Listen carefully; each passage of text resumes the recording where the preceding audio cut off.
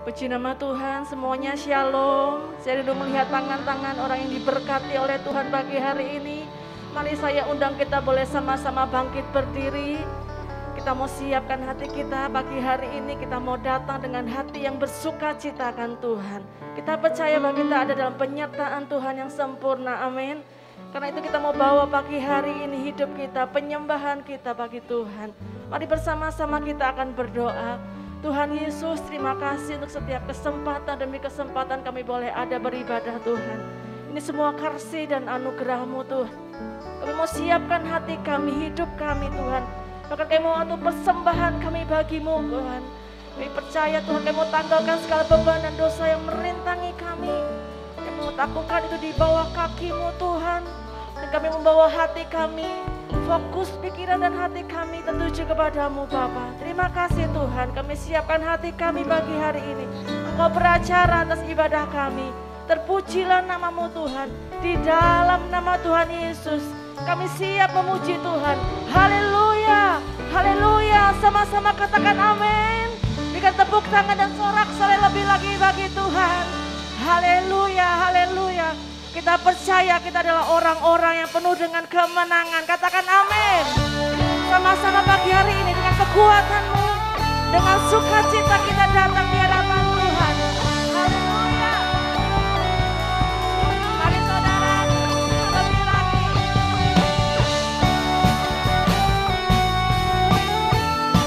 Kami tahu hanya satu nama yang besar, hanyalah nama Yesus. Satu nama yang besar, hanyalah nama-Mu Tuhan. Gunung batu kekuatan, hanyalah nama-Mu Tuhan. Tak terbatas kuasa-Mu Tuhan. Ajaib hebat, Raja perkasa. Sama-sama kami berpujian, nyanyi masuki gerbang-Mu, hati kami bersuka. Sama-sama tangan kami terangkat, sorakan amin. Terpujilah nama-Mu Yesus Raja. Katakan segala raja, amin. Yang percaya kita mau sama-sama lebih lagi. Katakan pujian ini. Haleluya. Kita percaya hanya nama Yesus yang besar. Satu nama yang besar. Katakan hanyalah nama-Mu Tuhan. Gunung batu kekuatan, hanyalah nama-Mu Tuhan. Tak terbatas kuasa-Mu. Yang percaya katakan umat Tuhan. Ajaib hebat, Raja semua sama-sama kami berpujian, nyanyian kemenangan, masuki gerbang-Mu, hati kami. Semuanya angkat tangan-Mu, tangan amin. Sorakan kemenangan, terpujilah nama. Sama-sama katakan kami bawa, mari bawa pujian-Mu kepada Tuhan pagi hari ini. Masuki gerbang-Mu, hati kami bersuka. Tangan kami terangkat, sorakan kemenangan, terpujilah. Sama-sama kita mau katakan, kami bawa, kami semua bertepuk tangan di atas kepala-Mu, katakan amin. Masuki gerbang-Mu, hati kami bersuka. Angkat tinggi tangan-Mu untuk Tuhan pagi hari ini. Amin. Terpujilah nama-Mu Yesus. Kami mau bawa pujian kami. Kami bawa pujian, nyanyi kemenangan. Masuki gerbang-Mu, hati kami bersuka. Tangan kami terangkat, sorakan kemenangan, terpujilah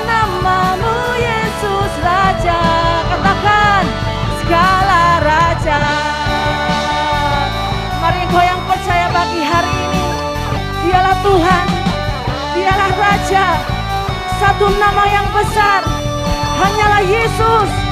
Katakan amin. Katakan amin. Bukan sorak-sorai buat Tuhan. Sorakan haleluya. Mari umat Tuhan dengan penuh sukacita kita datang menghampiri Tuhan. Sorakan haleluya. Engkau hadir di tengah-tengah kami umat-Mu Tuhan. Kami masuk gerbang-Mu dengan hati yang bersuka. Kami percaya ibadah kami boleh menyukakan hati-Mu pagi hari ini. Kami bawa pujian kami bawa sembah kami di hadapan-Mu Tuhan. Mari Bapa, Engkau menyelidiki setiap hati kami pagi hari ini. Engkau menguji hati kami Tuhan.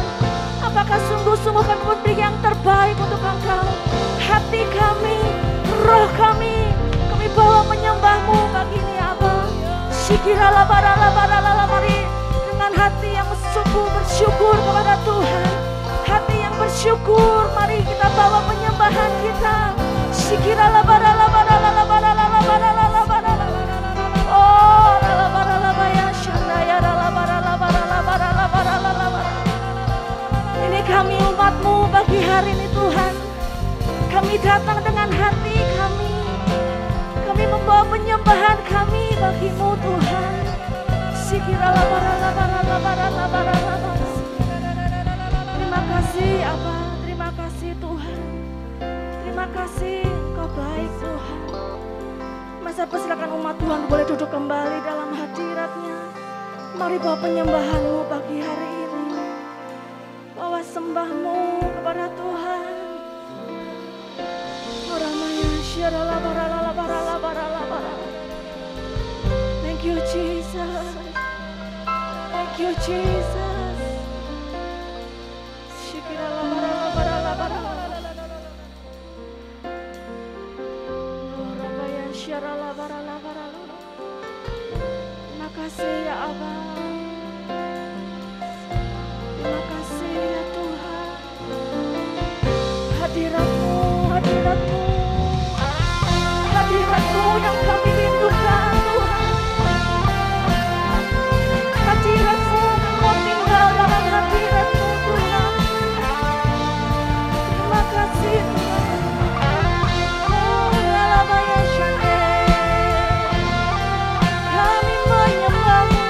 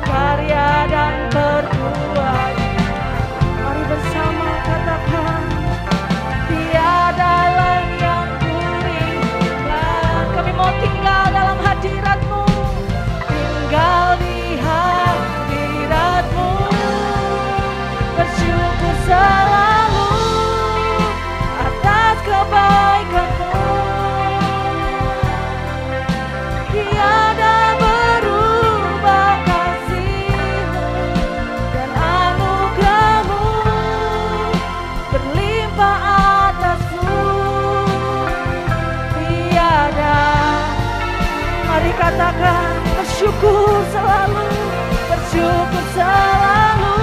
Mari bawa hatimu pagi hari ini. Mari berkata, tiada berubah kasih-Mu dan anugerah-Mu berlimpah atasku. Tiada Allah seperti-Mu, Yesus. Mari kita tetap menyembah pagi hari ini kepada Tuhan. Hati kami berlimpah dengan syukur Tuhan. Kerinduan kami dalam hadirat-Mu ya Allah.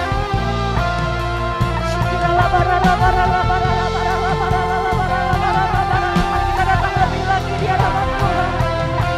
Hadirat-Mu yang menjadi sukacita kami.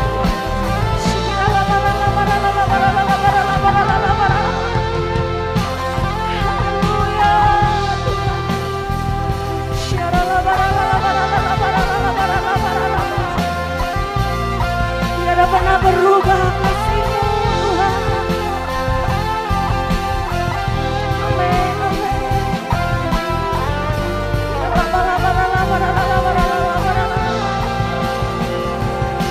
Ajar kami Tuhan, ajar kami.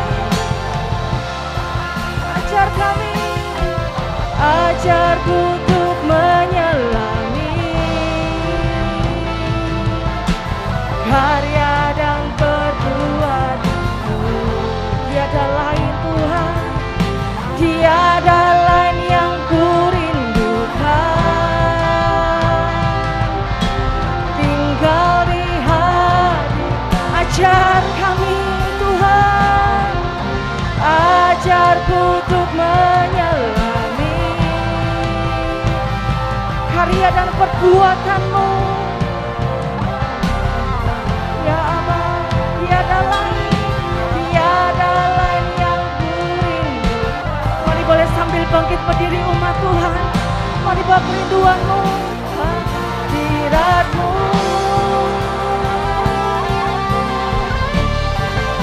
Bersyukur selalu atas kebaikan-Mu.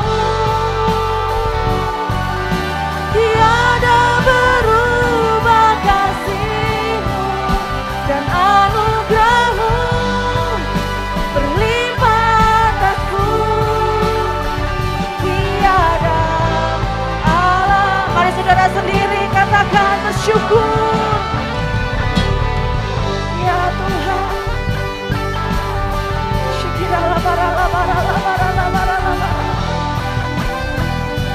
Kasih-Mu tidak pernah berubah.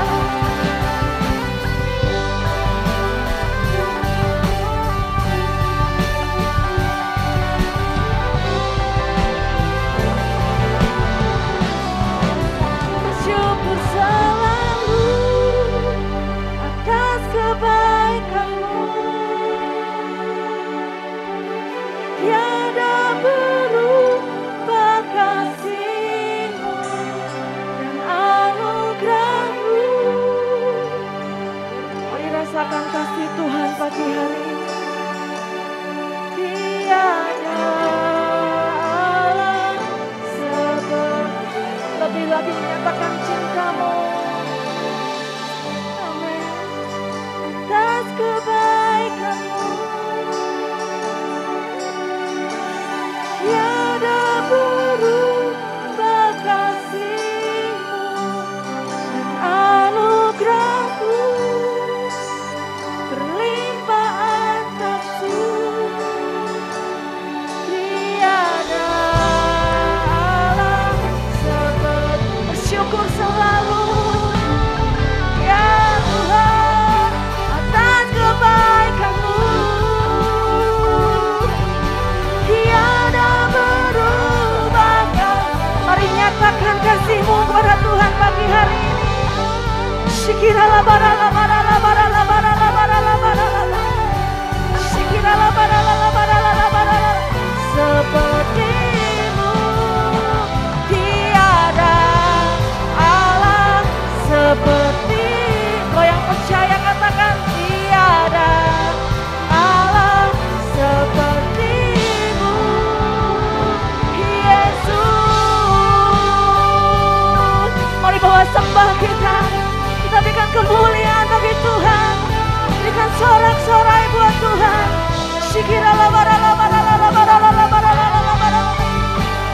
Setiap waktu kami boleh merasakan kasih-Mu dalam hidup kami. Hati yang bersyukur kepada Tuhan.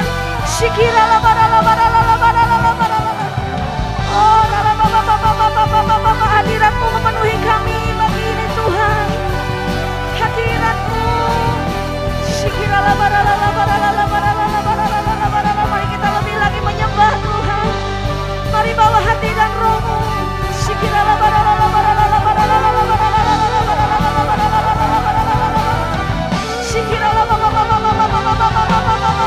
Hadirat-Mu yang kami nanti-nantikan.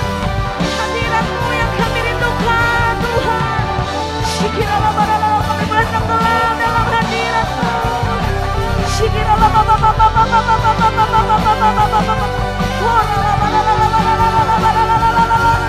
Thank you Jesus. Thank you Jesus. Say thank you Jesus. Thank you Jesus.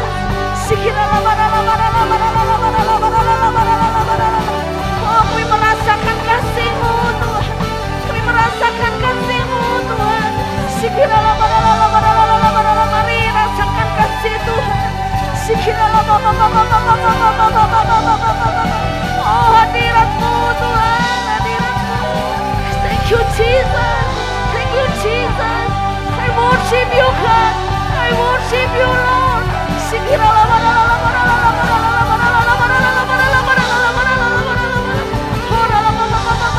Mari lebih lagi umat Tuhan. Jangan terbiasa tapi sungguh-sungguh kita bertenggelam dalam hadirat-Nya.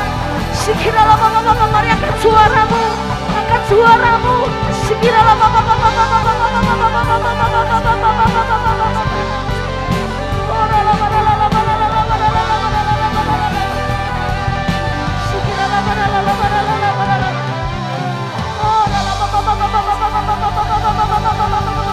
Hadirat-Mu, kasih-Mu memenuhi kami. Kasih-Mu Tuhan. Berikan kemuliaan lebih lagi bagi Tuhan. Sorak-sorai buat Allah yang dahsyat. Sorakan haleluya. Sorakan buat Tuhan yang dahsyat. Haleluya. Thank you Jesus, thank you Jesus. Thank you Jesus. Makasih Tuhan. Dipercaya kami tenggelam dalam hadirat pada kuasa-Mu dalam hidup kami. Terpujilah Engkau Tuhan di dalam nama Yesus. Haleluya, haleluya. Kau yang merasakan kasih Tuhan katakan amin. Kita berikan kemuliaan lebih lagi Tuhan. Saya persilakan kita duduk.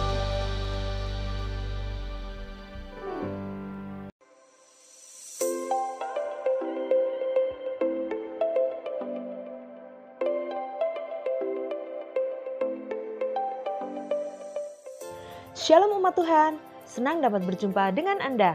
Saya percaya Tuhan melawat kita saat ini. Bersama saya Mia, mari kita ikuti HOG News minggu ini.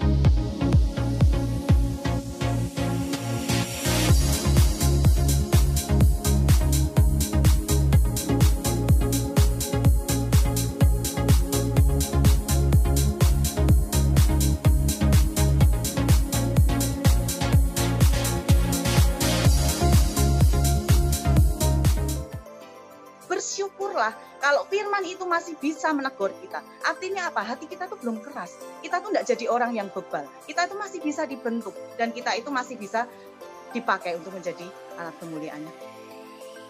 Alami hadirat Tuhan dalam Morning Call yang diadakan setiap Selasa, Kamis, dan Sabtu jam 6 pagi melalui Zoom.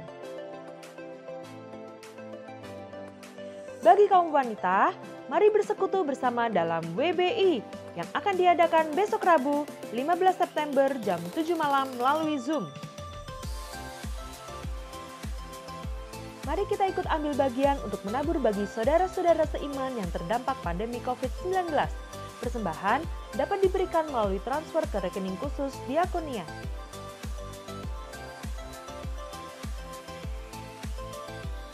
Gereja akan berbagi kasih kepada masyarakat di kota Wonosobo. Bagi jemaat yang rindu terlibat, dapat menabur dengan cara transfer ke rekening khusus Pelmas.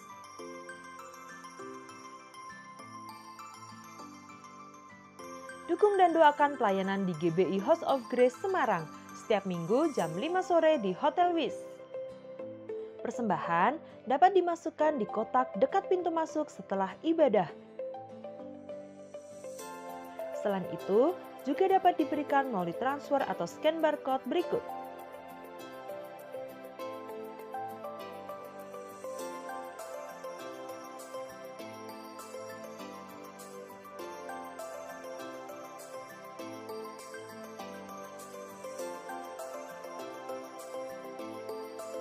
Mengucap syukurlah dalam segala hal, sebab itulah yang dikehendaki Allah dalam Kristus Yesus bagi kamu.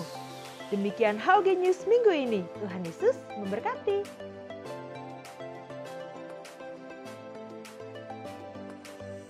Shalom saudara terkasih, saya percaya kita semua semangat menjalani tahun yang baru ini. Dalam edisi Voice of Pentecost kali ini saya ingin menjelaskan mengapa Pentakosta ketiga memiliki dimensi yang jauh lebih besar dari peristiwa Azusa Street. Memang ini akan berbicara sedikit sejarah, tapi jangan alergi dulu saudara, karena ini penting sekali. Karena sudah lebih dari 1 abad, maka saksi mata yang menyaksikan langsung betapa dahsyatnya pencurahan Roh Kudus yang terjadi di Azusa Street sudah meninggal.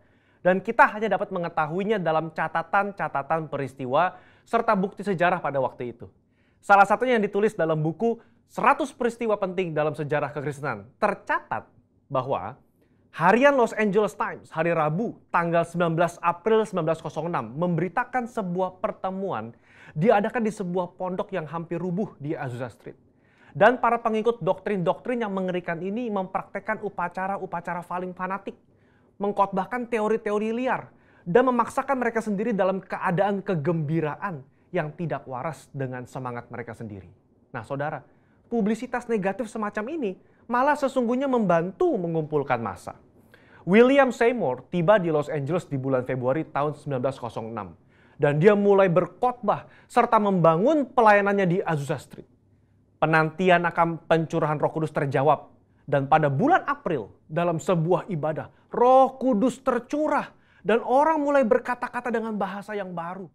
Sebenarnya pernah ada beberapa orang berbahasa lidah yang muncul dengan tiba-tiba di negara itu dan di Eropa pada tahun-tahun silam. Tetapi Azusa Street merupakan ledakan terbesar. Gerakan yang diawali oleh William Seymour ini kemudian melanda dunia, melampaui etnis, suku, ras, dan dikenal dengan gerakan atau aliran Pentakosta.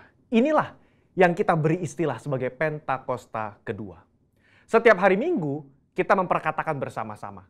Pentakosta ketiga adalah pencurahan Roh Kudus yang dahsyat di zaman now, melebihi yang terjadi di Azusa Street.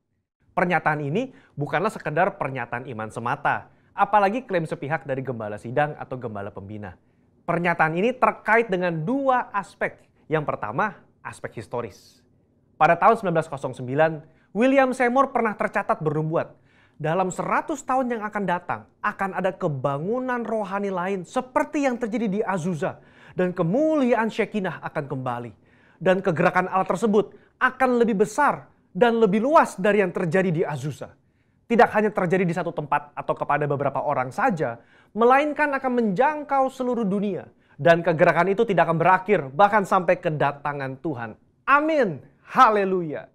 Dengan menyampaikan secara gamblang dan terbuka nubuatan yang beliau terima, menjadi bukti bahwa pernyataan Pentakosta ketiga lebih dahsyat dari yang terjadi di Azusa Street bukanlah klaim sepihak dari pihak kita, melainkan sudah menjadi janji, rencana, dan kehendak Tuhan.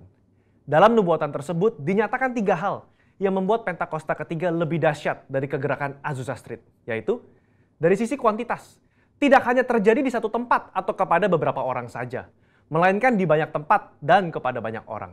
Sisi jangkauan, bukan hanya kepada satu kota atau satu negara saja, tetapi ke berbagai negara di berbagai benua di bumi ini.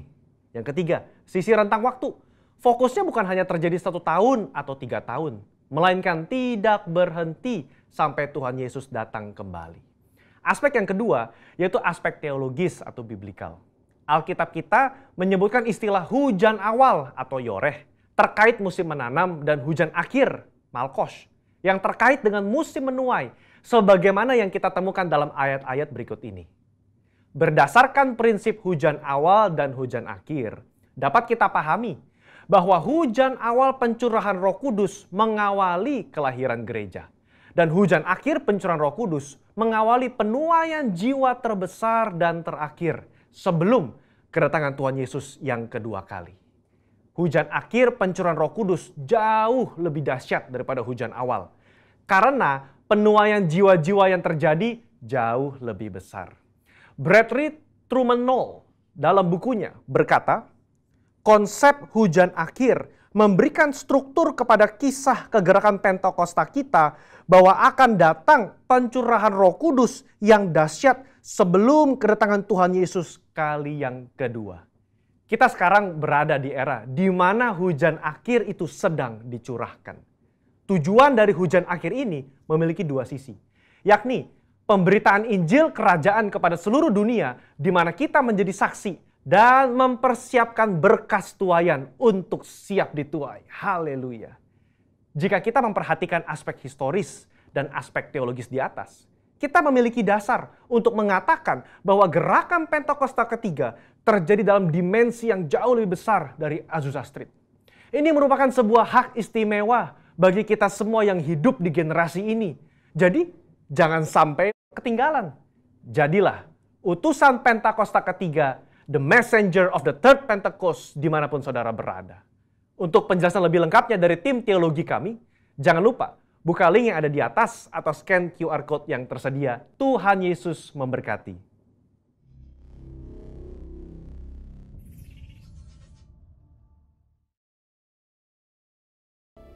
Shalom umat Tuhan.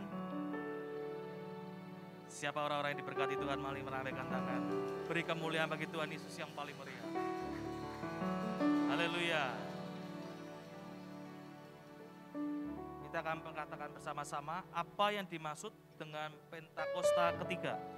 1. Pentakosta ketiga adalah pencurahan Roh Kudus yang dahsyat di zaman ini, melebihi yang terjadi di Azusa Street. 2. Pentakosta ketiga akan mengakibatkan penuaian jiwa yang terbesar dan yang terakhir sebelum Tuhan Yesus datang kembali. 3. Pentakosta ketiga akan membangkitkan generasi Yeremia, yaitu anak-anak muda yang dipenuhi Roh Kudus, cinta mati-matian kepada Tuhan Yesus, tidak kompromi terhadap dosa, dan akan bergerak untuk memenangkan jiwa. 4. Pentakosta ketiga lahir di Indonesia dan bergerak ke bangsa-bangsa. Gerakan ini dari timur ke barat dan akan kembali ke Yerusalem. 5. Pentakosta ketiga akan memberikan kuasa untuk menyelesaikan amanat agung dan setelah itu Tuhan Yesus datang kembali. Mari saya undang Bapak Ibu untuk bangkit berdiri. Kita akan perkatakan di tahun 2021 ini adalah tahun integritas. Tahun 2021, tahun integritas. Tahun 2021, tahun integritas. Berikan sorak-sorai bagi Tuhan Yesus. Mari kita berdoa syafaat. Bapa, kami saya syukur untuk pagi hari ini kami bisa beribadah tempat ini dalam keadaan yang sehat dan kuat semua karena anugerah yang Tuhan berikan dalam kehidupan kami. Terima kasih Tuhan untuk pemimpin rohani yang telah Tuhan pilih dan tetapkan. Ketua BPH GBI Bapak Pendeta Dr. Rubin Adi Abraham, Ketua BPD GBI Jateng dan DIY Bapak Pendeta Gideon Rusli, Ketua Perwil Baradaya Bapak Pendeta Ruben Sunarto, Bapak dan Ibu Rohani Bapak Pendeta Dr. Insinyur Niko Nyotra Harjo, Ibu Pendeta Muda Mulyanti Suwarna, dan Gembala Sidang di tempat ini Bapak Pendeta Timotius Andi Cahyono. Tuhan, Engkau yang memberkati hamba-hambamu ini, Engkau yang menuntun memimpin langkah hamba-hambamu ini Tuhan. Di dalam pelayanannya, penggembalaannya Tuhan yang membuat kehidupan mereka menjadi berhasil di dalam nama Tuhan Yesus. Engkau yang mengurapi Tuhan, urapanmu selalu baru setiap hari ya Tuhan Yesus. Biarlah hamba-hambamu ini Tuhan, semakin hari semakin cinta Tuhan, hidup dalam roh takut akan Tuhan. Dan Engkau memberkati setiap keluarga demi keluarga hamba-hambamu ini. Terima kasih ya Tuhan Yesus. Kami juga berdoa untuk kota Wonosobo, kota yang berlimpah-limpah susu dan madunya. Engkau ya Tuhan yang membuat kota Wonosobo ini semakin maju dan berkembang ya Tuhan Yesus. Kami berdoa ya Tuhan, akan terjadi penuaian jiwa-jiwa yang terbesar dan yang terakhir ya Tuhan, di kota Wonosobo ini ya Tuhan Yesus. Terima kasih ya Bapa, Engkau yang memberkati kota ini Tuhan, pemerintahan, bahkan seluruh jajaran pemerintahan yang ada ya Tuhan Yesus, supaya mereka ini memiliki roh takut akan Tuhan. Berkati Tuhan setiap gereja-gereja Tuhan di kota Wonosobo ini, kami bersatu hati untuk sama-sama menuai jiwa. Dan kami percaya Tuhan, lawatan Tuhan hadir, Engkau yang melawat kota Wonosobo ini dimenangkan bagi Engkau ya Tuhan Yesus. Terima kasih Bapa, kami berdoa bagi bangsa Indonesia, bangsa yang diberkati Tuhan. Bangsa Indonesia mengalami transformasi, bangsa Indonesia ini bisa melewati badai krisis moneter, badai COVID-19 Tuhan. Kami ucap syukur ya Tuhan, untuk pandemi ini ya Tuhan. COVID-19 ini semakin hari semakin menurun ya Tuhan Yesus. Terima kasih ya Bapa, untuk setiap tenaga medis, pemerintahan yang ada ya Tuhan Yesus. Mereka bekerja ya Tuhan dengan maksimal. Terima kasih ya Tuhan Yesus, Kau yang memberkati Bapak Jokowi berserta wakilnya, Pak Ma'ruf, amin ya Tuhan Yesus. Kau yang berikan hikmat-Mu Tuhan, bagi mereka ini ya Tuhan Yesus, supaya mereka ini bisa membawa bangsa Indonesia ini maju dan berkembang. Terima kasih ya Bapak, kami juga berdoa untuk generasi Yeremia, anak-anak muda yang cinta mati-matian pada Engkau ya Tuhan Yesus. Di akhir zaman ini Tuhan, Engkau yang pakai setiap anak-anak muda ini untuk menuai jiwa-jiwa ya Tuhan Yesus. Terima kasih Tuhan, kami berdoa bagi Yerusalem, Shalom Yerusalem, damai sejahtera turun atas Yerusalem. Dan juga kami memberikan persembahan, Engkau yang menguduskan dan menyucikan persembahan ini ya Tuhan Yesus. Kami berikannya dengan sukacita. Di dalam nama Tuhan Yesus sama-sama katakan, amin. Selidiki aku, lihat hatiku, apakah ku sungguh mengasihimu, Yesus. Kau yang maha tahu dan menilai hidupku, tak ada yang tersembunyi bagimu. Telah kulihat kebaikanmu yang tak pernah habis di hidupku. Kau yang mau katakan, berjuang sampai akhirnya, kau dapati aku tetap setia. Telah kulihat, sampai silakan kepada hamba, kebaikanmu yang tak pernah habis di hidupku. Ku berjuang sampai akhirnya, kau dapati aku tetap setia. Telah kulihat kebaikanmu yang tak pernah habis di hidupku. Ku berjuang sampai akhirnya, kau dapati aku tetap setia. Kau dapati aku tetap setia. Kau dapati aku tetap setia. Kita beri tepuk tangan bagi Allah kita. Terima kasih. Oh,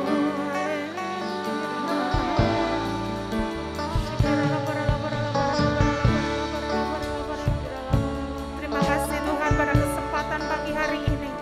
Kami mau Tuhan menunjukkan kesetiaan kami ketika kami sungguh-sungguh mencari Engkau pagi hari ini dengan rasa lapar dan haus, membuka telinga hati kami, dan kami siap Tuhan ditaburi benih firman-Mu dan menyiapkan tanah hati kami sebagai tanah hati yang subur.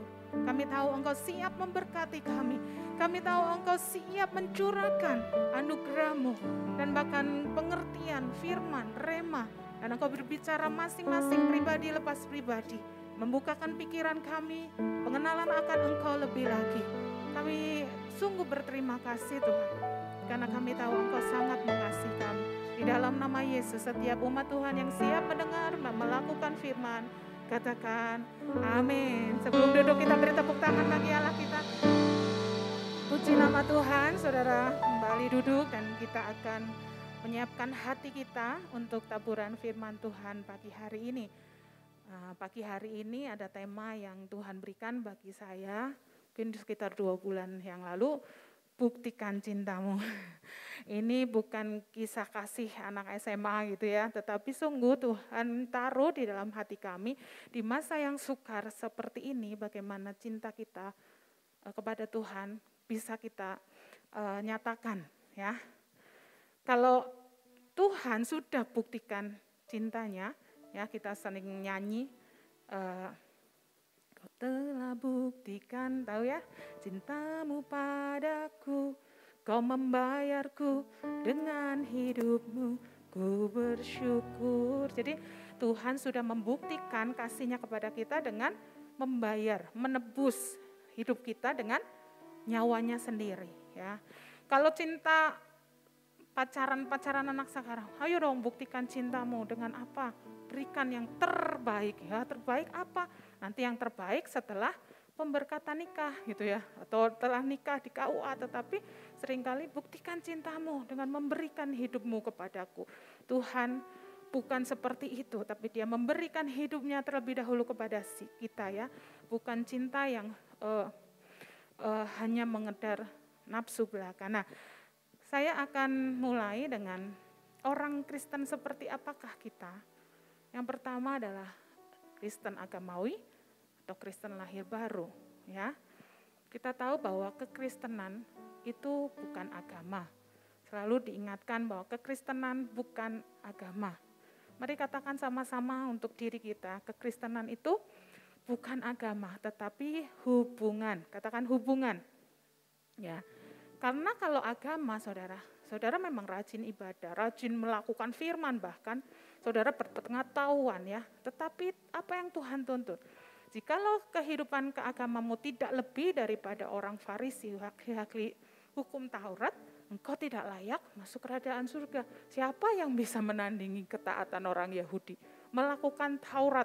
Ada berapa banyak, berapa ratus Taurat, butir-butirnya. Mungkin sekitar 365 ya, sekitar segitu yang engkau harus taati. Kalau enggak, satu kau tidak taati, mungkin engkau akan dilempari batu. Nah, tetapi kekristenan itu adalah hubungan. Ya, ketika kita menjadi orang Kristen yang lahir baru, adalah orang yang mengalami Kristus, mengalami perjumpaan dengan Kristus. Ya, nah ketika kita disebut orang yang lahir baru, Kristen yang mengalami Kristus, lalu orang akan menilai kita sebagai orang Kristen yang seperti apa? Oh, itu memang orang yang fanatik. Wah, bicaranya semua tentang Yesus, apa-apa Yesus ya. Nah, lalu orang Kristen yang lahir baru kadang-kadang, wah kamu tuh cuma mengkultuskan individu, mengeluk-elukan Yesus lebih-lebihan gitu ya. Kita tahu kultus satu agama, kita tahu kultus individu atau pemujaan pribadi. Sebetulnya kultus individu itu ada menggunakan media massa, propaganda, atau media lain untuk menciptakan figur ideal atau pahlawan. Ya, itu biasanya dipakai oleh orang-orang yang di rezim-rezim komunis gitu ya. Jadi benar-benar menciptakan suatu tokoh yang harus dipuja, melalui pujian berlebihan ya. Saya lihat laporannya ketika orang itu melaporkan dari negeri komunis, kan nggak boleh ngerekam, nggak boleh laporan, tapi dia sembunyi-sembunyi gitu ya. Bagaimana orang ketika sakit tidak diurus, ketika itu dioperasi pun, ya terima kasihnya bukan sama dokternya atau siapa, justru harus berterima kasih kepada sang tuan yang penguasa negeri itu. Jadi benar-benar berhasil dengan propagandanya mereka. Ya, nah, apakah seperti itu? Kita tuh bukan melebih-lebihkan atau mengagungkan Yesus berlebihan, tetapi karena apa yang telah Yesus lakukan dalam hidup kita. Yang setuju katakan amin. Ya, Tuhan melakukan apa? Yaitu dia memberikan nyawanya bagi kita. Dan di keselamatan tidak ada di bawah siapapun, di dalam nama siapapun selain di dalam Yesus. Sebab di bawah kolong langit ini tidak ada nama lain yang diberikan kepada manusia yang olehnya kita diselamatkan. Ya, saudara harus hafal firman ini, harus mengerti firman ini untuk dapat menyampaikan kepada orang-orang yang harus saudara injilin. Tidak ada nama lain karena dia mati dari Tuhan menurun jadi hamba dan dia menjadi manusia, menjadi hamba dan dia mati, maka Tuhan Allah meninggikan dia dan mengaruniakan kepadanya nama di atas segala nama, supaya dalam nama Yesus bertekuk lutut yang ada di langit, yang ada di atas bumi dan di atas bawah bumi, dan segala lidah mengaku bahwa Yesus Kristus adalah Tuhan bagi kemuliaan Allah Bapa. Jadi bukan kita sedang mengkultuskan individu, ya, tapi memang Dia Allah yang namanya berkuasa, Dia pembebas umatnya. Saudara harus memegang ini, ya, yang sungguh-sungguh bahwa Dia layak. Yesus layak terima pujian, Dia layak terima pengagungan, Dia layak karena hanya di dalam nama Yesus kita boleh diselamatkan. Karena di dalam nama Yesus bertekuk lutut semua kuasa yang di atas bumi dan di bawah bumi. Nah, karena nanti di Wahyu 15 ayat 4 dikatakan, siapakah yang tidak takut ya Tuhan dan yang tidak memuliakan namamu, sebab engkau saja yang kudus, karena semua bangsa akan datang dan sujud menyembah engkau, sebab telah nyata kebenaran segala penghakimanmu. Jadi semua bangsa, suku bangsa akan sujud menyembah nanti ketika sungguh-sungguh Yesus menyatakan dirinya sebagai Allah. Atau karena orang yang cinta Yesus, mengalami Kristus, dia dicuci otak, ya ada ungkapan seperti itu. Orang rajin ke gereja, rajin melayani, cinta banget sama Tuhan Yesus, dianggap telah dicuci otaknya oleh pendetanya. Nah, apakah benar bila seorang mencintai Yesus akan menjadi pribadi yang fanatik dengan agamanya? Telah mengkultuskan Yesus atau telah dicuci otaknya oleh pendetanya, ya. Jadi seakan-akan apa yang diomong pendetanya dia itu lakukan semuanya, ya. Nah, tadi saya bawakan bahwa kekristenan itu hubungan, ya. Suatu hubungan tentu dimulai dengan sebuah perjumpaan. Kalau saudara berjumpa dengan seseorang, memulai suatu hubungan. Dan ketika memulai suatu dengan perjumpaan, saudara mulai dengan pengenalan.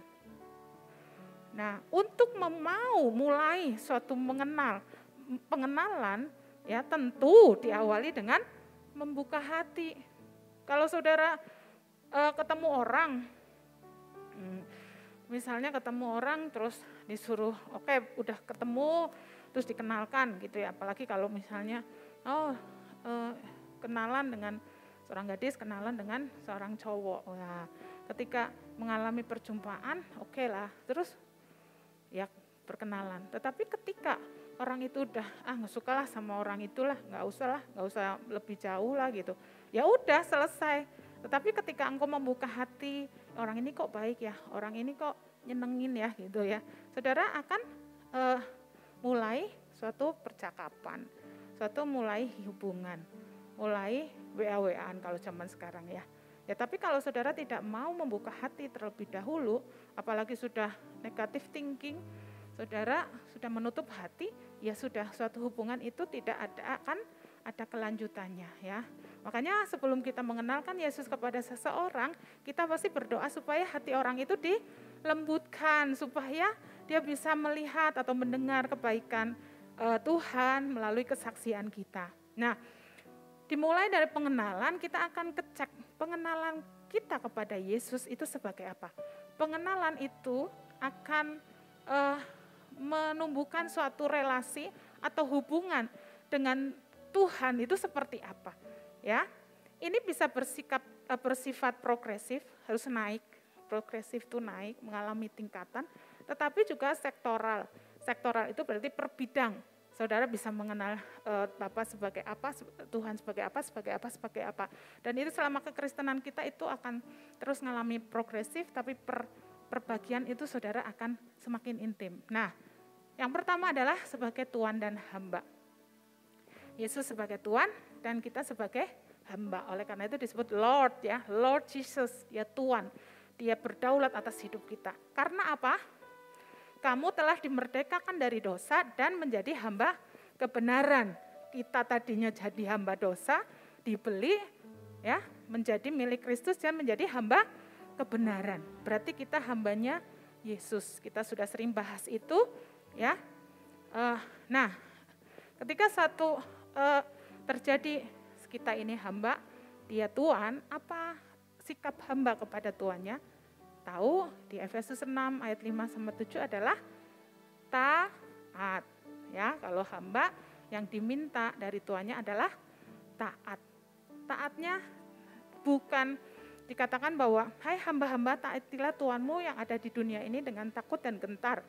Ya, pada majikan kita juga taat ya.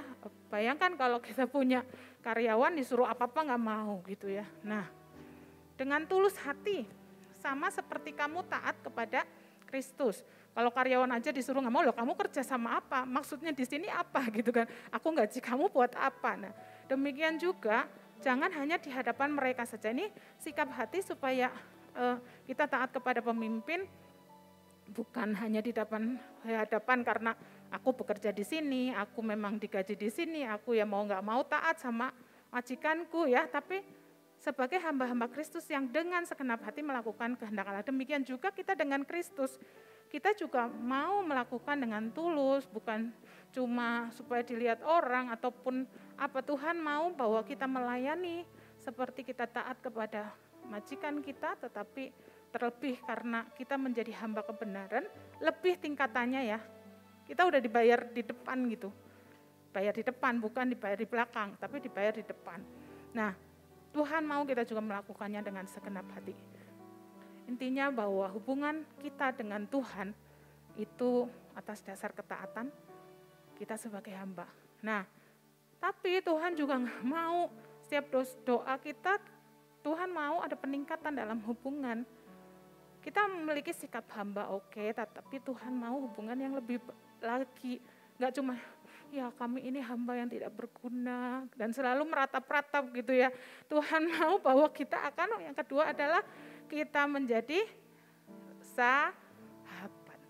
Tetap ya di bagian sektoral kita tetap menempatkan diri karena kita telah ditebus, kita menjadi seorang hamba. Seumur hidup kita menjadi hamba kebenaran. Ketika Tuhan suruh sesuatu, kita harus taat, sikap hamba. Tetapi Tuhan mau. Tidak ada kasih yang lebih besar daripada kasih seorang yang memberikan nyawanya untuk sahabat-sahabatnya. Ya. Jadi dalam rangka memberikan nyawanya bukan sekedar membeli kita, ya, menebus, membeli kita, tetapi Tuhan menunjukkan bahwa itu kasih yang besar. Kasih seorang yang memberikan nyawanya. Kamu adalah sahabatku jika kamu berbuat apa yang kuperintahkan kepadamu. Ya, aku tidak menyebut kamu lagi hamba, sebab hamba tidak tahu apa yang diperbuat tuannya. Tetapi aku menyebut kamu sahabat karena aku telah memberitahukan kepada kamu segala yang telah kudengar dari Bapakku. Jadi rahasianya selalu disampaikan kepada kita sahabat seperti itu.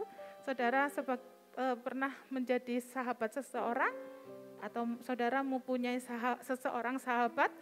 Nah, relasi persahabatan yaitu hubungan karena kasih. Sahabat tuh nggak lihat kita jelek atau kita cantik, dia akan terima kita apa adanya ya. Bahkan rela memberikan apa saja, perhatian, waktu, pertolongan, uang ya untuk sahabat kita yang terkasih. Dan sahabat juga hubungan kepercayaan. Makanya Tuhan bilang apa yang kudengar dari Bapakku sampaikan kepadamu. Ada rahasia-rahasia loh yang aku mau sampaikan kepadamu. Karena kamu sahabatku, kamu dapat dipercaya. Istilah sekarang kan safe person, orang yang bisa dipercaya. Dan seorang relasi persahabatan itu mengenal dekat, terbuka dan apa adanya ya. Tentu saja kalau etika Kristenan, kalau dalam persahabatan itu laki-laki, perempuan dan perempuan gitu ya. Nah, itu etika kekristenan. Kalau dulu mungkin kita masih single, oke lah. Tapi kalau sekarang aku menjadi sahabat suami orang, ya enggak pas gitu ya. Carilah sama yang sesama jenis itu untuk menutup celah. Jangan, untuk memang aku anggap kakak kok gitu, nggak boleh, tetap ada aturan-aturannya ya. Nah, seperti itu ya sahabat. Lalu Tuhan juga mau jelas, yaitu hubungan Bapa dengan anak.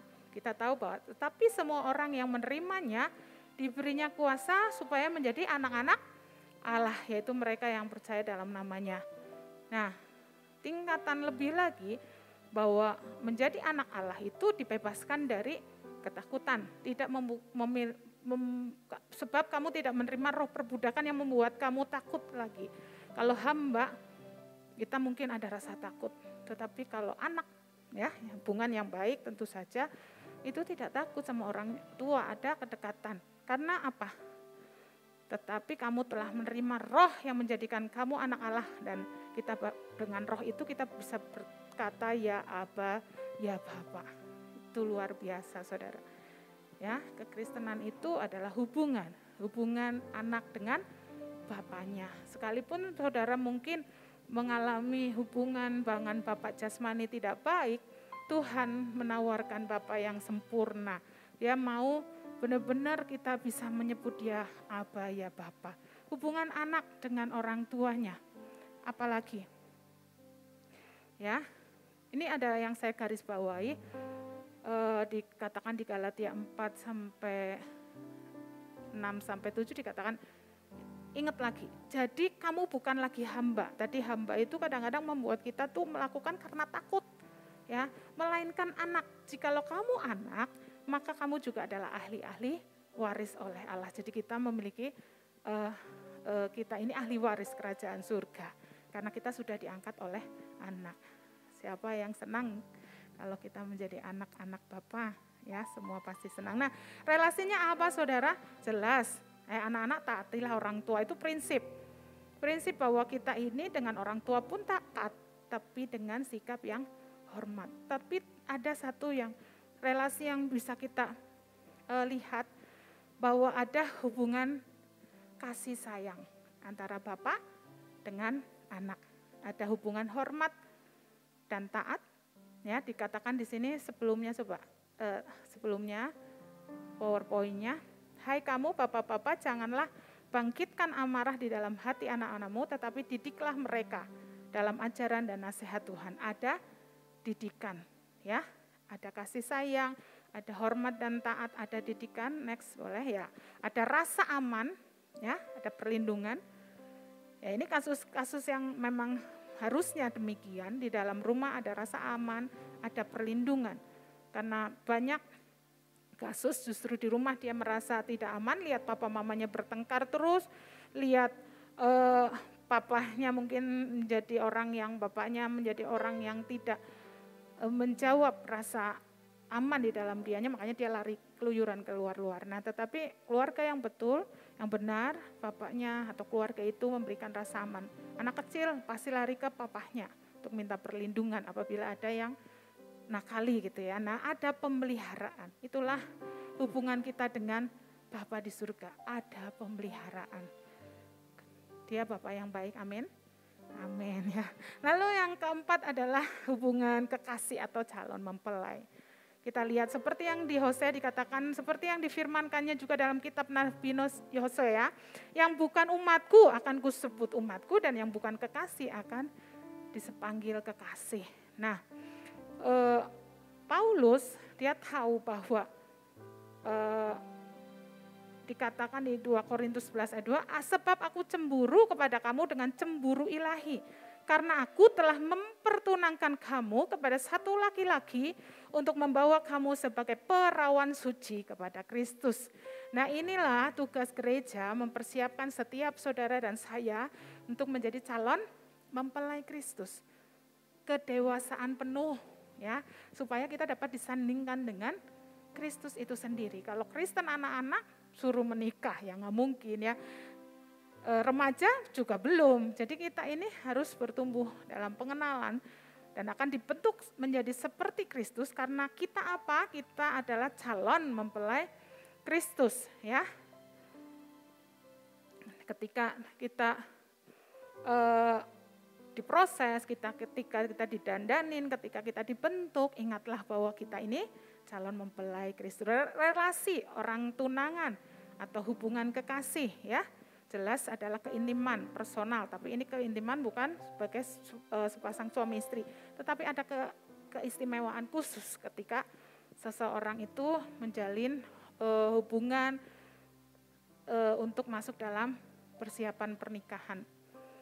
Jadi saudara, kalau budaya Yahudi, orang sebut tunangan itu sudah dianggap suami istri tapi tidak tidur bersama ya. Kita tahu kisahnya seperti waktu Yusuf dan Maria itu sudah tunangan, dianggapnya kok dicerai gitu. Maksudnya karena memang dianggap sudah menikah tetapi tidak tidur bersama, tetapi sudah dianggap menikah gitu tapi tidak.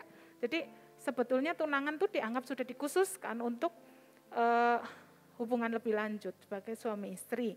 Nah, tetapi sebagai tunangan kita tahu, saya teringatnya di sini bahwa Maria waktu itu sungguh menjaga kekudusan sebagai tunangan dalam adat Yahudi, walaupun dianggap sudah menikah, sebagai tunangan itu dianggap sudah menikah tetapi tidak tinggal bersama, itu mereka harus menjaga kekudusan. Demikian juga kita adalah tunangan Kristus, kita harus menjaga kekudusan ya. Pengalaman saya nih dulu, saya memang pacaran dengan Pak Andi, terus waktu itu udah tunangan, terus saya punya teman kos memang deket semua, laki-laki dan perempuan, deket banget gitu, tapi suatu saat ketika pun saya pergi, karena Pak Andi udah pelayanan di ibadah 1, saya tugas di ibadah 2, saya pergi dengan teman saya, teman satu kos, deket ya, tetapi ketika berdua gitu aja, naik mobil gitu, nggak apa-apa, dia juga ngajar sekolah minggu, saya pendoa, tetapi tetap aja rasanya risih gitu ya, meskipun nggak ngapa-ngapain. Nah demikian juga kita tuh harus jaga-jagalah, risih lah kalau untuk hal-hal yang akan membawa kita untuk berhubungan dengan yang lain, seperti itu contohnya ya. Jadi benar-benar hubungan Kristus dalam menjaga kekudusan itu seperti itu ya. Nah, hubungan dengan Kristus itu tadi kan saya bilang harus terus bertumbuh ya, secara naik, tetapi juga bisa kita tebalkan di bagian-bagian tadi sebagai kekasih ya. Ini kekasih ini dipersiapkan untuk menyambut Yesus sebagai ketika datang di awan-awan yang permai menjemput kita, gerejanya sebagai mempelai Kristus. Tetapi ketika dalam menjalani kehidupan, ayo tingkatkan hubungan kita dengan Kristus. Kita ini sebagai anak, kita sebagai kekasih, kita juga sebagai sahabat ya, kita juga memiliki hati yang taat sebagai hamba ya. Oke ya, kita lanjut. Cinta akan Tuhan itu nyata, bukan dalam pikiran atau angan-angan. Sebab apa saudara? Sebab dia pribadi yang hidup.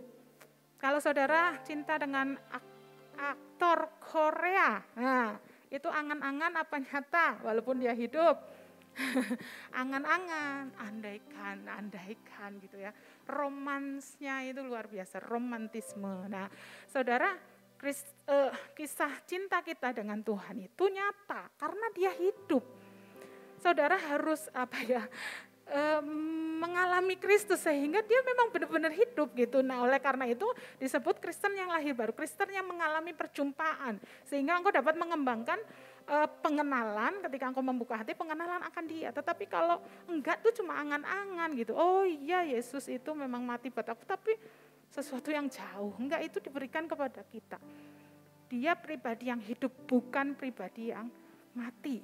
Dia itu berjalan, dia itu berbicara kepada kita, dia menyentuh kita, ya, dia memeluk kita. Nah, oleh karena itu kembangkan hubunganmu dengan Kristus. Waduh, saya jadi nangis. Ya, saudara. Nah, akhir zaman ini kita lihat, kita dengar kesaksian banyak orang kedar yang mengalami Kristus. Tuhan datang. Kita mungkin tidak seperti itu, ya. Tapi kita percaya bukan karena melihat. Tapi Tuhan bilang berbahagialah orang yang percaya bukan karena melihat. Ya. Cinta seperti apa sih yang Tuhan mau?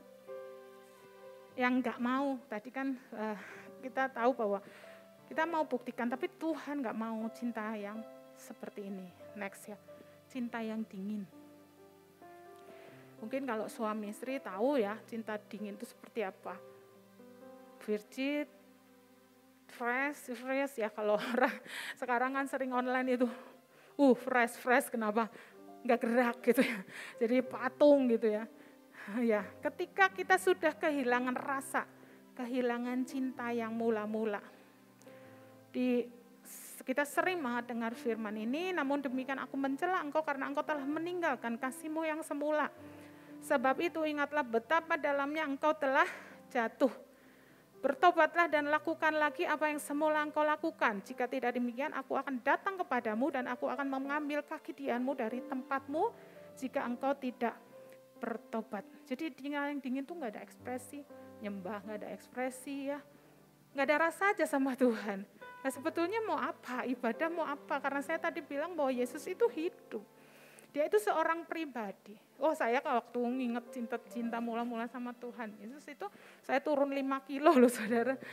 Pertama kali merasakan jatuh cinta berjuta rasanya. Ya, pagi siang malam itu cintanya sama Tuhan. Semua orang yang datang sama saya ceritain tentang Yesus ya. Nah itu tuh rasanya seperti itu. Jadi cinta pertama saya bukan sama Pak Andi, tetapi sama Tuhan Yesus ya. Pak Andi juga seperti itu, cinta dulu sama Tuhan Yesus, baru cinta kepada saya.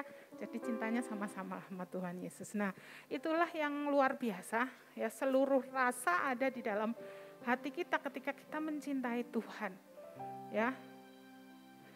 Mengapa Tuhan berkata bahwa dosa engkau telah jatuh sangat dalam, betapa dalamnya engkau telah jatuh. Karena sebenarnya sudah tidak ada cinta, tetapi seolah-olah masih cinta. Ya, melayani tapi nggak ada rasa, yang ada adalah kebohongan. Saudara mau dicintai seperti itu? Nggak mau ya. Tubuhnya masih ada tapi nggak ada rasa, nggak ada gairah gitu ya. Nah, yang kedua adalah cinta yang setengah-setengah, yaitu suam-suam kuku. Aku tahu segala pekerjaanmu, engkau tidak dingin dan tidak panas, alangkah baiknya jika engkau dingin atau panas. Jadi karena engkau suam-suam kuku dan tidak dingin atau panas, aku akan memuntahkan engkau dari mulutku. Ini akan dibahas mungkin nanti ketika morning call satu perikop khotbah sendiri ya, bagaimana suam-suam kuku itu, keadaan suam-suam kuku itu. Tetapi maksudnya setengah-setengah. Itu bisa ada yang lain loh, Saudara bilang, apalagi yang pacaran ya, mungkin aku cinta sama kamu deh pacar, nah, tapi di dompetnya ada foto cowok lain gitu. Mau nggak? Aku ternyata masih kok senang sama, atau foto mantan gitu, masih kok senang sama dia, tapi aku sama kamu aja gitu. Nggak mau. Jadi setengah itu bisa aja ada yang lain, baik kepada diri sendiri loh, atau kepada dunia, atau juga kepada mamon. Nggak sungguh-sungguh. Yesus itu diduakan, jadi Yesus tuh enak gitu. Nah, Tuhan gak mau cinta yang dingin atau cinta yang setengah-setengah. Tuhan mau. Ayo kita buktikan cinta kita kepada Tuhan, yaitu mengasihi Tuhan dengan segenap hati. Katakan segenap hati, jiwa dan kekuatan. Ya, dikatakan Markus 12 ayat 30, kasihilah Tuhan Allahmu dengan segenap hatimu, dan dengan segenap jiwamu, dan dengan segenap akal budimu, dan dengan segenap kekuatanmu. Yaitu tadi saya bilang dengan semua rasa yang ada pada kita. Saya bukan orang tipe yang romantis saudara, tetapi ketika ngomongin tentang kasih Tuhan atau saya juga mengasihi dia, memang kadang-kadang kan pakai nggak harus setiap kali merasakan gimana-gimana. Misalnya kita sudah suami istri misalnya, begitu lama, yang sudah bersuami istri begitu lama, kan enggak mungkin kayak dulu waktu pacaran gereng-gereng terus gitu ya. Tetapi yang jelas kalau enggak ada orang yang kita cintai itu enggak kurang, hidup kita tuh kurang. Nah itu ketika kita mengembangkan rasa lapar dan haus, rasa kebutuhan kita kepada Tuhan, itulah kita tandanya kita membutuhkan dia, itu kita mencintai dia. Saya bilang gimana sih ya rasanya? Kan bukan lagi romantisan lagi ceritanya seperti itu ya. Tetapi ternyata kalau kita mau mengembangkan rasa lapar dan haus, kita juga nggak ada Tuhan di dalam hidup kita, itu rasanya ada yang kurang. Nggak ada seseorang yang kita cintai, jadi dikatakan bahwa engkau segalanya bagiku, itu adalah cinta kita dengan segenap hati. Ya, kita mau repot-repot, kita mau berkorban, ya beri terbaik. Bukan sekedar waktu jatuh cinta pertama, tetapi sepanjang hidup kita berikan yang terbaik. Ya, jadi kalau pacaran dulu kan selalu jatuh cinta itu terbayang-bayang wajahmu. Ada satu lagu ya. Siapa yang pernah dengar gini? Aku mau mandi, ingat kamu, aku mau makan, ingat kamu, aku mau tidur, ingat kamu. Siapa yang tahu lagu itu? Itu tandanya sudah tua. Tahun 80-an katanya saudara. Aku sedang belajar, ingat kamu, aku sedang berdandan, ingat kamu, aku sedang berdiri, ingat kamu. Tapi nyatanya seperti itu loh. Kalau kita ingat segala sesuatu yang kita lakukan untuk Tuhan, hanya Tuhan, kita tuh sedang hidup dalam kasih dan cinta kepada Tuhan dengan segenap hati. Ya saudara, jadi bukan nyanyian ketika orang pacaran itu kan seperti itu. Semua mau ngapa-ngapain, ingat kamu. Siapa yang lagi jatuh cinta nih? Nah, jadi katakan Mbak, apapun yang kamu perbuatlah seperti untuk Tuhan dan bukan untuk manusia. Semuanya diingat hanya Tuhan. Saya ini bukan bicara tentang suatu, ya karena Bu Andi pendeta enggak juga, saya juga sekalipun enggak dipanggil untuk jadi hamba Tuhan, saya akan tetap memiliki cinta yang sama ya. Cuma tugas saya adalah untuk mengembalakan dan membawa saudara juga mencintai Yesus seperti apa yang Tuhan mau gitu ya. Karena saudara tahu enggak, saudara itu ada di dalam hatinya Tuhan juga. Tuhan selalu ingat saudara, apalagi ketika saudara giat mencari Tuhan. Tuhan janji, Tuhan melimpahkan kekuatan bagi setiap kita yang mencari Dia. Telinga Tuhan tidak tuli, ya. Tuhan mendengarkan doa, itu Mazmur katakan.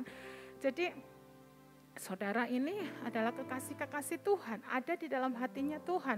Saudara ingat laguku di tanganmu, ku di hatimu itu. Jadi Tuhan mau enggak cinta sebelah, bertepuk sebelah tangan. Mari responi cinta Tuhan dengan kita juga.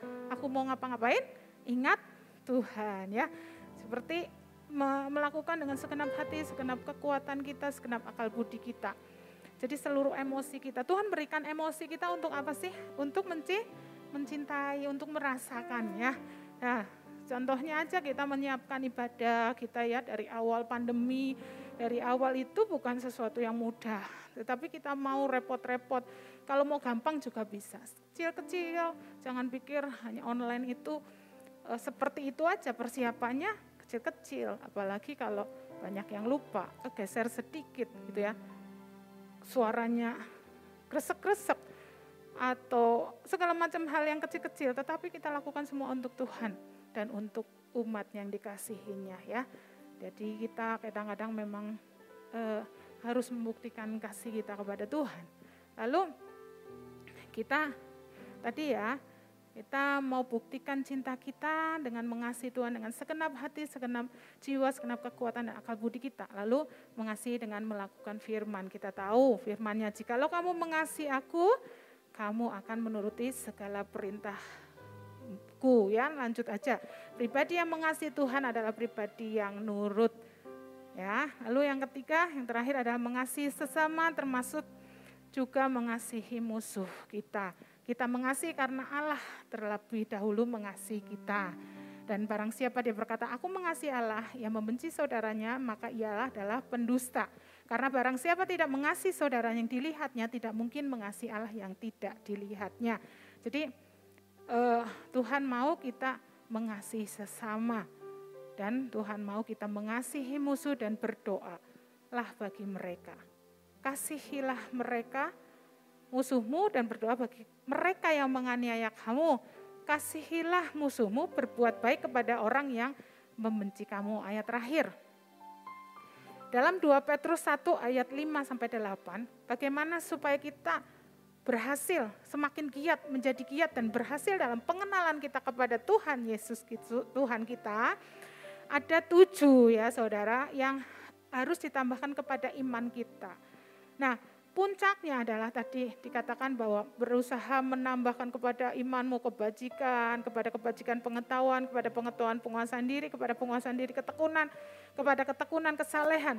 Nah, ini yang terakhir sehingga kita semakin giat dan semakin berhasil dalam mengenal Yesus adalah ketika kita menambahkan iman kita, kasih kepada saudara-saudara dan kasih akan saudara-saudara, menambahkan nih pertama kasih kepada saudara-saudara dan baru bisa mengasihi kasih kepada semua orang. Jadi urutan sesama manusia itu yang pertama bisa mengasihi diri sendiri, karena mengasihi diri sendiri itu enggak semua orang bisa. Bisa menerima diri sendiri seperti Tuhan menerima, bisa mengampuni diri sendiri, ya, bisa beres dengan diri kita sendiri, bisa menghargai diri sendiri. Kalau menghargai diri sendiri berarti kita hidup dengan baik, kita menjaga hidup kita. Nah, itu yang pertama. Yang kedua bisa mengasihi saudara seiman. Utamakan dulu saudara seiman. Kedua bisa mengasihi musuh kita, baru kita bisa mengasihi semua orang.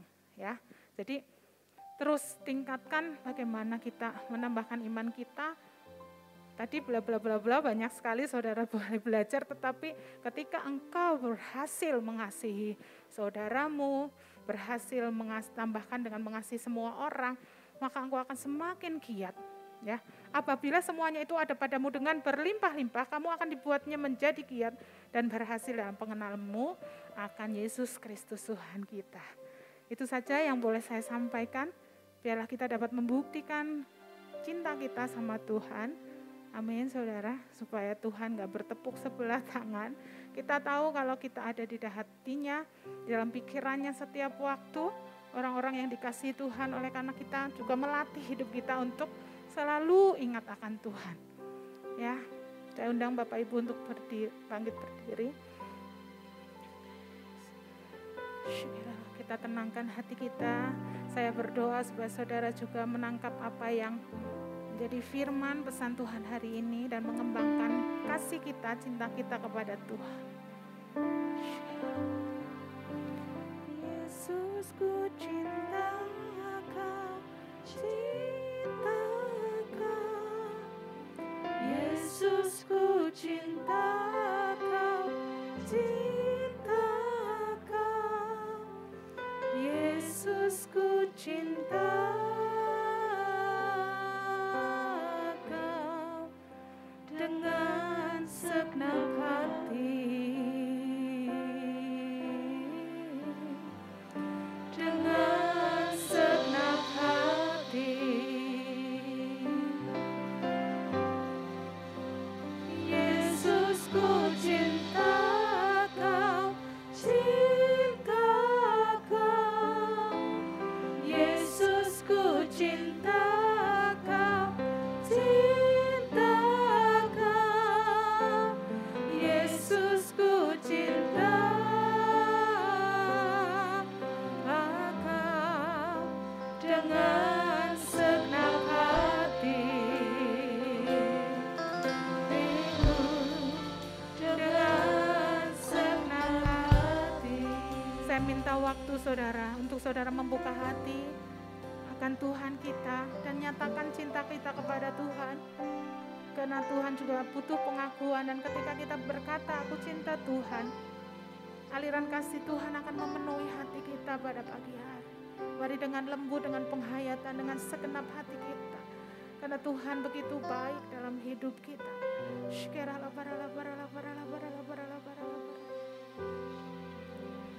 Yesus, ku cinta Kau, cinta Kau. Yesus, ku cinta Kau, cinta Kau. Yesus, ku cinta Kau dengan segenap hati.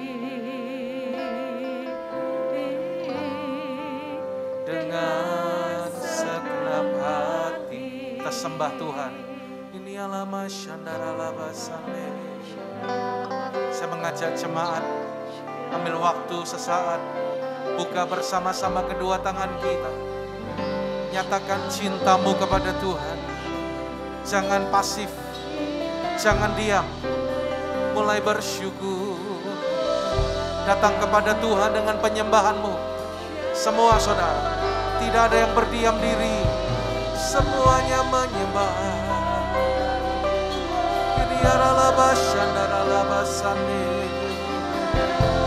Ambil waktu ini menyembah Dia.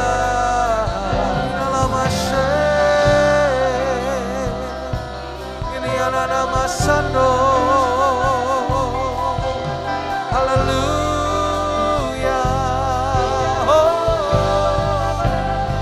Siara basanda namo.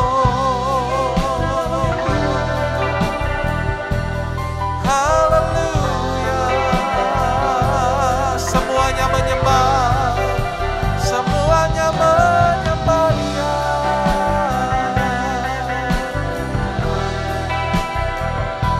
Karalaba shandaralaba laba laba inanamo. Haleluya.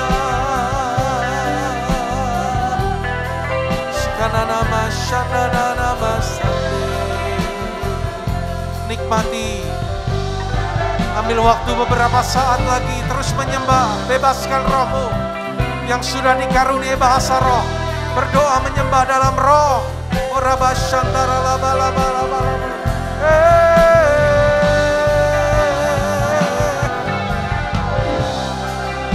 Shikara laba sana.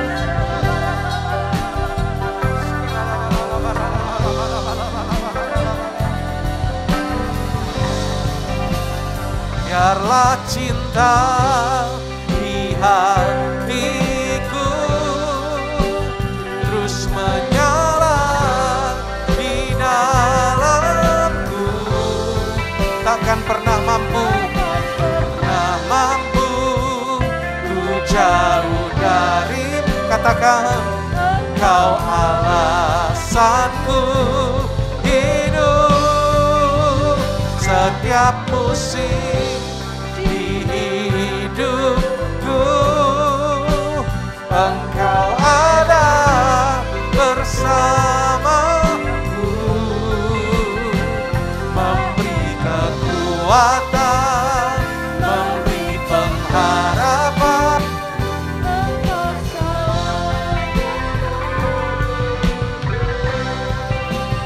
Biarlah cinta.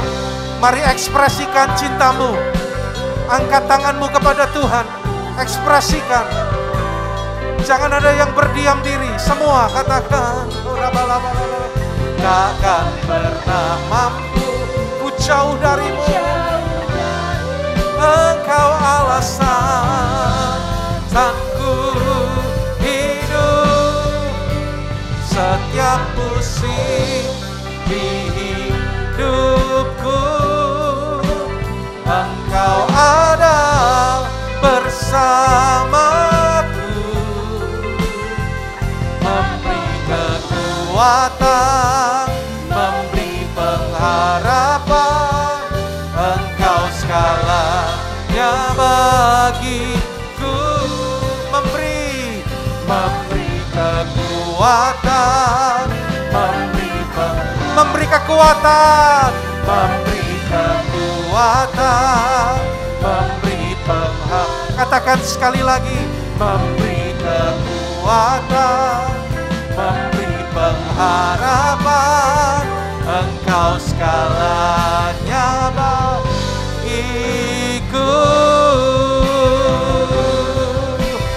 Haleluya. Haleluya. Ekspresikan rasa syukurmu. Tepuk tangan adalah salah satu ekspresi kita. Mari berikan tepuk tangan bagi Tuhan kita. Serukan haleluya. Ekspresikan. Mari semua serukan haleluya. Haleluya. Biarlah pengurapan kasih itu turun atas umat-Mu Tuhan saat ini. Mari saudara angkat tinggi kedua tanganmu, terima pengurapan yang baru. Cinta mula-mula kepada Tuhan kembali melanda kehidupanmu di dalam nama Tuhan Yesus.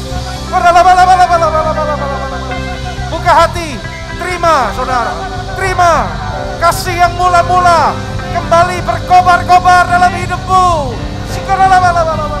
Pengurapan kasih-Mu Tuhan, pengurapan kasih ya Tuhan, turun atas seluruh umat-Mu. Oh Rabba, agar kami boleh mengasihi Tuhan dan mengasihi sesama kami Tuhan, saudara seiman kami. Oh Rabba,